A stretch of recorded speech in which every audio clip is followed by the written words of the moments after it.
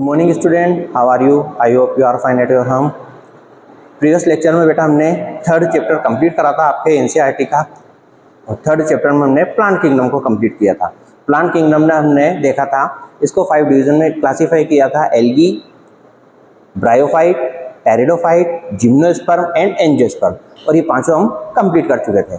Next अब अपना जो नेक्स्ट चैप्टर स्टार्ट होता है अकॉर्डिंग टू एनसीईआरटी, वो आपके फोर्थ चैप्टर है, और फोर्थ चैप्टर जो आपका वो क्या है?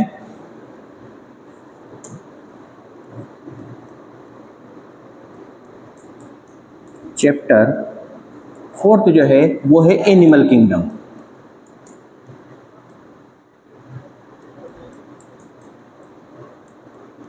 एनिमल किंगडम यानी हमें जो बात करनी है वो अब एनिमल्स के रेस्पेक्ट में बात करेंगे। अभी तक हमने प्लांट के रेस्पेक्ट में बात करी थी।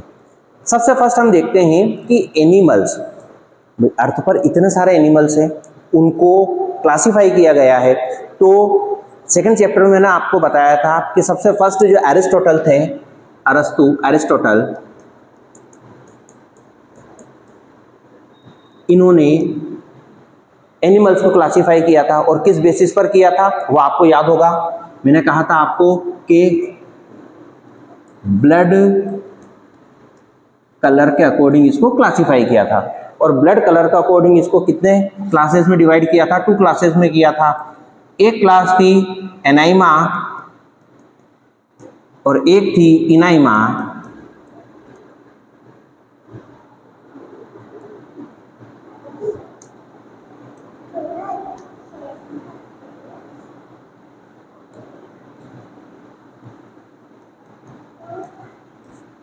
एनाइमा एंड इनाइमा।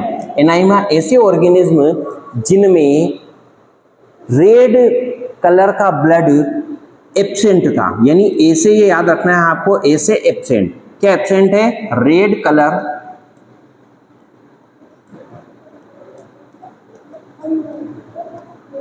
ब्लड, ठीक है, यानी रेड कलर का ब्लड इनमें एब्सेंट होता है। इनाइमा में ऐसे ऑर्गेनिज्म को रखा गया है जिनमें रेड कलर ब्लड प्रेजेंट था। इन्हें क्या बोला था हमने? इनाइमा बोला था, और इन्हें एनाइमा बोला था। ये किसने किया था क्लासिफिकेशन? ये आपके सेकंड चैप्टर में था। ये क्लासिफिकेशन दिया था आपके एरिस्टोटल ने। नेक्स्ट अगर अपन बात करते हैं आगे इसके बाद, तो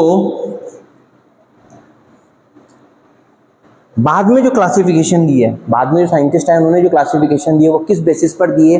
तो उन्होंने बॉडी ऑर्गेनाइजेशन, सिमेट्री, जो ब्लास्टोपोर है उसकी पोजीशन, इन सब के बेसिस पर इनको, मेटामेरिज्म, इन सब के बेसिस पर इनको क्लासिफाई किया था।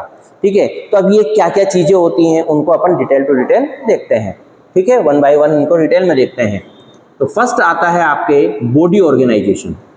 जो आपके एनसीईआरटी ने दिया वो क्या दिया है? Body organisation.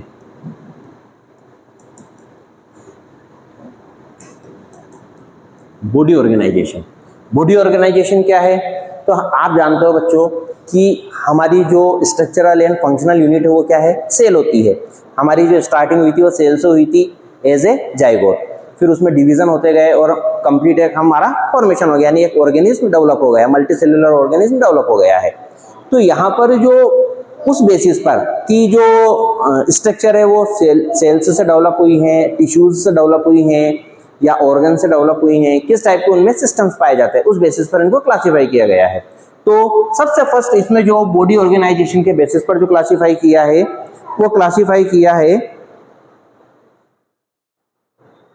Cellular level. First जो क्लासिफिकेशन दिया वो है सेल्यूलर लेवल।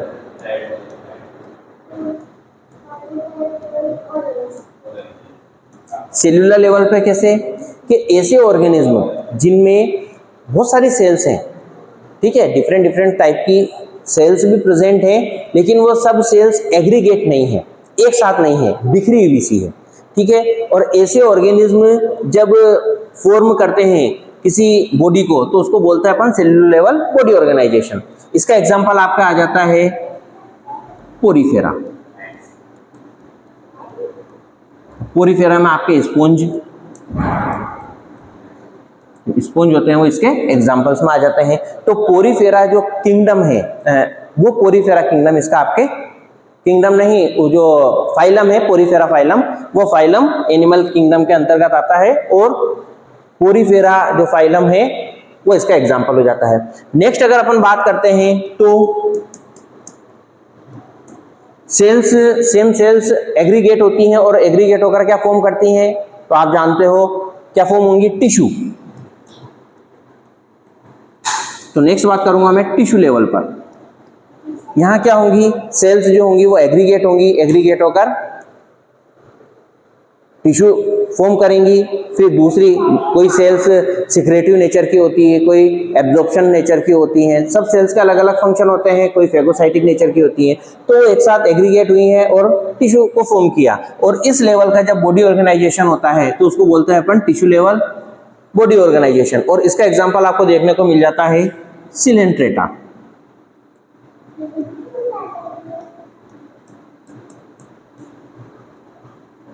सिलेंट्रेटा, इसमें आपके हाइड्रा आ जाता है, ओरेलिया आ जाता है, ये सब इसके आपके एग्जाम्पल हो जाते हैं, हाइड्रा, ओरेलिया, ये इसके एग्जाम्पल्स। फिर अगर अपन बात करते हैं टिश्यूज, सेम टिश्यूज एग्रीगेट हुए और एग्रीगेट होकर क्या फॉर्म किया, ऑर्गन फॉर्म किया जो एक इंडिविजुअल फंक्शन करता है। ऐसे ही अदर टिश्यूज फॉर्म हुए कि कोई दूसरा ऑर्गन को फॉर्म किया, अदर टिश्यूज एग्रीगेट हुए तीसरे ऑर्गन को। तो इस टाइप से ऑर्गन लेवल पर जब मैं बात करता हूं तो ऐसे ऑर्गेनिज्म जिनमें जो बॉडी ऑर्गेनाइजेशन होता है वो किस टाइप का होता है, ऑर्गन लेवल पर होता है।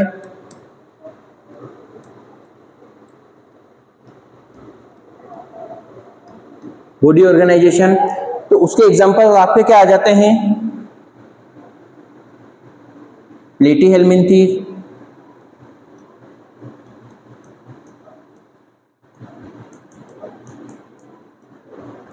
इसमें किस टाइप का ऑर्गेनाइजेशन देखने को मिलता है आपको, ऑर्गन लेवल का ऑर्गेनाइजेशन, ऑर्गन लेवल का ऑर्गेनाइजेशन देखने को मिलता है। अगर मैं इसके एग्जांपल की बात करता हूं तो इसका एग्जांपल क्या हो जाएगा, प्लेटीहेल्मिन्थीज की बात कर रहे हैं तो अपने फेसियोला हुआ,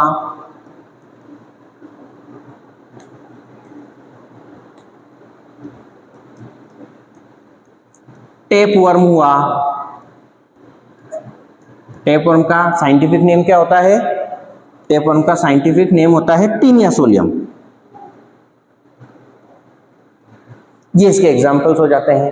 फिर मैं बात करता हूं ऑर्गन्स एग्रीगेट्स होंगे, जैसे ऑर्गन की बात करता हूं, एक स्टमक ऑर्गन हो गया है, एक इंटेस्टाइन ऑर्गन हो गया है, ठीक है, एक बकल कैविटी ऑर्गन हो गया है, एक फेरिंक्स ऑर्गन हो गया।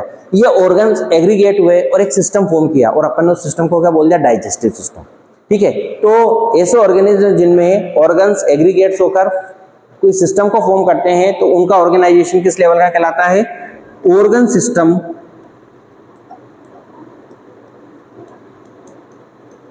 ऑर्गेनाइजेशन, ठीक है, ऑर्गन सिस्टम ऑर्गेनाइजेशन। और इसका आपका अगर मैं एग्जांपल की बात करता हूं तो इसके एग्जांपल्स क्या हो जाते हैं, एनेलिडा, प्लेटीहेल्मिन्थीज हो गया ना, एस के हेल्मिन्थीज से स्टार्ट करते हैं,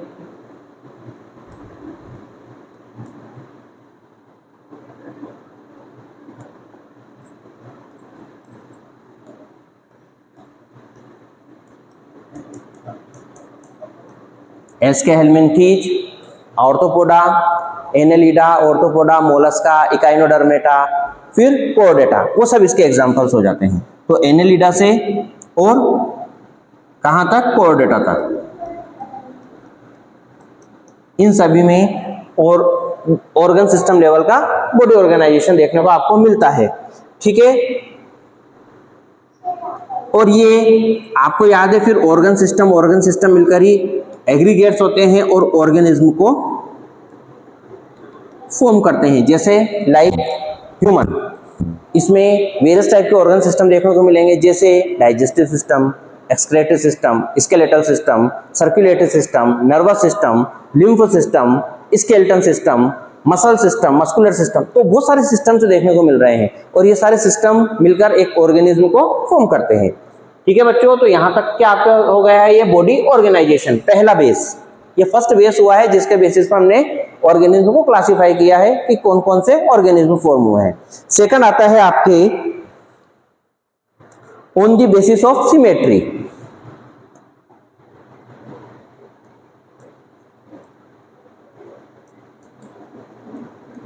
on the basis of symmetry. अब सिमेट्री क्या होता है कि किसी ऑर्गेनिज्म को हमने कट किया, ठीक है। जैसे मान लो ये एक मेरे पास पेपर है ये, ठीक है। इस पेपर को मुझे कट करना है, तो मैं कहाँ से करूँगा? इसको बीच में से, सेंट्रल पार्ट से। ये इसकी क्या हो जाएगी? सेंट्रल एक्सिस हो जाएगी। अगर मैंने इसको बिल्कुल सेंटर पार्ट से कट किया तो आप क्या बोलोगे कि ये दोनों जो हैं ये बिल्कुल सिमिलर हैं, एक दूसरे के बिल्कुल सिमिलर होंगे दोनों पार्ट। डिवाइडेड जो पार्ट होंगे वो एक दूसरे के क्या है? सिमिलर। इसी को अपन क्या बोलते हैं? सिमेट्री बोलते हैं, ठीक है। अब इस बेसिस पर ऑर्गेनिज्म को हम 4 क्लासेस में क्लासिफाई करते हैं। फर्स्ट होता है एसिमेट्री। फर्स्ट टाइप के ऑर्गेनिज्म क्या होते हैं? एसिमेट्री। ऐसे ऑर्गेनिज्म जिसको आप किसी भी एक्सिस से सेम इक्वल 2 पार्ट में डिवाइड नहीं कर सकते हो, ऐसे ऑर्गेनिज्म कहलाते हैं एसिमेट्री ऑर्गेनिज्म। जैसे पोरीफेरा, इसको आप कभी भी इक्वल पार्ट में डिवाइड नहीं कर सकते। इसके अलावा आपने प्रीवियस क्लासेस में पढ़ा है अमीबा। अमीबा की स्ट्रक्चर कैसी होती है? ये अमीबा की स्ट्रक्चर है। अब मैंने इसको डिवाइड किया तो क्या ये दोनों पार्ट बिल्कुल सेम है क्या? नहीं है। मैंने यूं डिवाइड किया तो ये दोनों पार्ट सेम है क्या? नहीं है। मैंने इस एक्सिस पर डिवाइड किया तो क्या दोनों पार्ट सेम है क्या? नहीं है। इसका मतलब क्या हुआ कि अमीबा जो है वो एसिमेट्री ऑर्गेनिज्म हो गया, ठीक है। अगर मैं सेल्यूलर लेवल पे जो ऑर्गेनाइजेशन है उस ऑर्गेनाइजेशन के ऑर्गेनिज्म की बात करता हूं तो क्या एग्जांपल आ जाता है आपको? पोरीफेरा। इसको भी हम इक्वल पार्ट में क्लासिफाई या डिवाइड नहीं कर सकते हैं। नेक्स्ट अगर आपकी बात करते हैं एसिमेट्री के बाद सेकंड आता है आपके सिमेट्री वाले ऑर्गेनिज्म। तो सिमेट्री में कौन कौन से? फर्स्ट आते हैं आपके रेडियल सिमेट्री, यानी सेकंड क्या हो जाएगा? Radial symmetry. रेडियल अगर सिमेट्री की बात करता हूं तो एक ये मानो मेरे पास एक बॉल है, ठीक है, या बॉल की जगह ऐसा मानो आपने सबने बेल देखी है, मंदिर में बेल रहती है, ठीक है। वो बेल मेरे पास है। उस बेल को मैं इक्वल पार्ट में कितने एक्सिस से कट करूंगा कि वो इक्वल पार्ट में डिवाइड हो जाएगी। अगर एक इमेजिन करो आपकी ये एक बेल है, इस बेल को अगर मैं यूं कट करता हूं तो क्या ये इक्वल पार्ट में डिवाइड हो जाएगी? बिल्कुल हो जाएगी। अगर मैं इस एक्सिस पर इसको कट करता हूं तो क्या ये इक्वल पार्ट में डिवाइड हो जाएगी? बिल्कुल हो जाएगी। लेकिन अगर मैं इस एक्सिस पर करता हूं तो इक्वल पार्ट में डिवाइड होगी क्या? नहीं होगी। क्यों नहीं होगी? क्योंकि ऊपर की तरफ कैसी रहती है बेल? नैरो होती, नीचे की तरफ कैसी हो जाती है? ब्रॉड हो जाती है, इसलिए ये इक्वल पार्ट में डिवाइड नहीं होगी। तो या एक एग्जांपल, अभी रिसेंटली रेनफॉल हो रहा है तो आप अम्ब्रेला यूज लेते हो। ये अम्ब्रेला पकड़ रखा है मैंने, एक इमेजिन करो ये अम्ब्रेला है मेरा हाथ में, ये इसका हैंडल है, ठीक है। ऊपर इसका जो क्लॉथ वाला पार्ट होता है वो है। अगर इस अम्ब्रेला को मैं इस एक्सिस पर कट करता हूं तो क्या ये बिल्कुल इक्वल 2 पार्ट में डिवाइड हो जाएगा क्या? बिल्कुल हो जाएगा। अगर मैं इस एक्सिस पर कट करता हूं तो क्या ये इक्वल पार्ट में डिवाइड हो जाएगा? बिल्कुल हो जाएगा। लेकिन अगर मैं इस एक्सिस पर कट करता हूं तो क्या हो जाएगा क्या? नहीं। आप क्या बोलोगे? सर क्लॉथ पार्ट ऊपर रह गया और हैंडल आपके हाथ में रह गया, ठीक है। इसका मतलब कितनी एक्सिस मिली है मुझे?